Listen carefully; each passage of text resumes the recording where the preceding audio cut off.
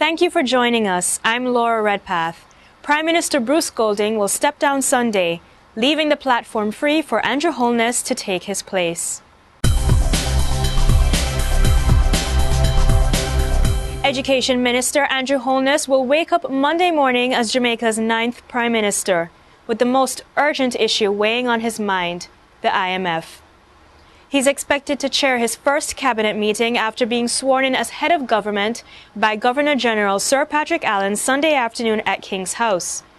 Former Prime Minister Edward Seaga reiterated that the IMF is the biggest challenge Jamaica faces and nothing else compares. The IMF senior resident representative in Kingston, Dr. Jean Leon, has claimed the country isn't moving quickly enough to implement the necessary reforms under the 27-month standby agreement.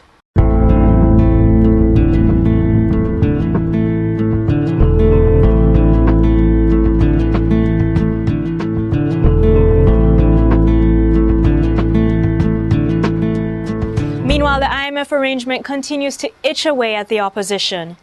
PNP leader Portia Simpson-Miller had declared that if the party were returned to government, they would renegotiate the IMF agreement. But this did not sit well with Andrew Holness, and he criticized the declaration, calling it careless. He said the statement shows a lack of understanding of where Jamaica stands today. Opposition Senator Mark Golding responded, saying it was actually the government that has been careless, and a PNP administration would be compelled to renegotiate the arrangement to ensure proper management of finances. We'll now go to Gary Spalding so he can tell us what to expect Sunday and thereafter. Weather permitting, it will be a most fascinating evening. The incoming Prime Minister, Andrew Holness, is expected to be the youngest Prime Minister when he is sworn in on Sunday. He will be the 9th Prime Minister and the 5th from the Jamaica Labour Party. It is expected that Andrew Holness is focusing on calling a general election as soon as is possible, but he'll first have to deal with the issue of the International Monetary Fund and the voters list. So these are the factors that Andrew Holness will have to take into consideration if he is to call election by January.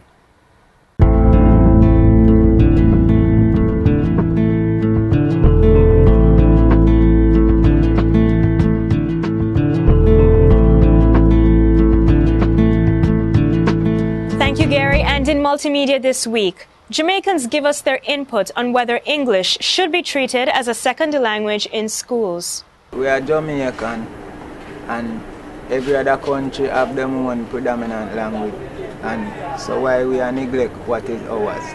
Ours are ours, patois are ours. It's not everywhere you go in Jamaica, people acknowledge patois, understand patois. So I think it starts from the home. You should teach a child from home how to speak English. To watch more of this video, log on to our website. Meanwhile, we turn to our Facebook friends to find out what they thought. In response to the Facebook poll question, which of these should be taught in Jamaican schools as a first language? The choices being English or Jamaican Creole.